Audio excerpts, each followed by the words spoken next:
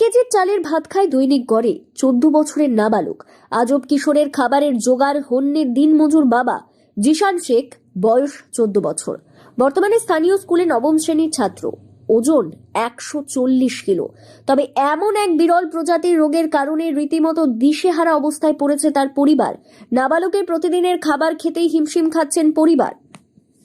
দিন আনা দিন খাওয়া সামান্য রোজগারে দিনমজুর বাবা মুনসাদ আলী ইতিমধ্যেই ছেলের বিরল রোগে আক্রান্ত, তাই চিকিৎসার বন্দোবস্ত করে তাকে প্রাণী বাঁচানোর লড়াই করছেন।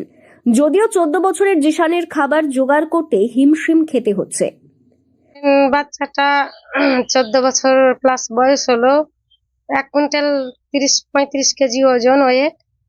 আর মানে ভারসাম্যহীনের মতো আর কি, কথাবার্তা হয়তো একাধবার ভালো আছে, একাধবার খুবই করে, মানে খাবার পেলে কিছু চাই না, এক কথায় উত্তর।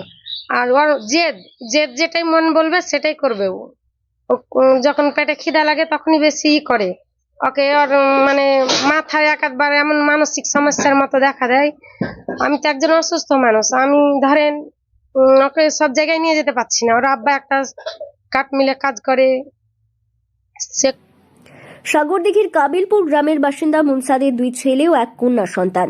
পরিবারের মেজ ছেলে হলো জিশান শেখ। জন্মের পর থেকেই বয়স বাড়ার সঙ্গে সঙ্গে অস্বাভাবিক নিয়মে তার দেহের ওজন সীমাহীনভাবে বৃদ্ধি হতে থাকে।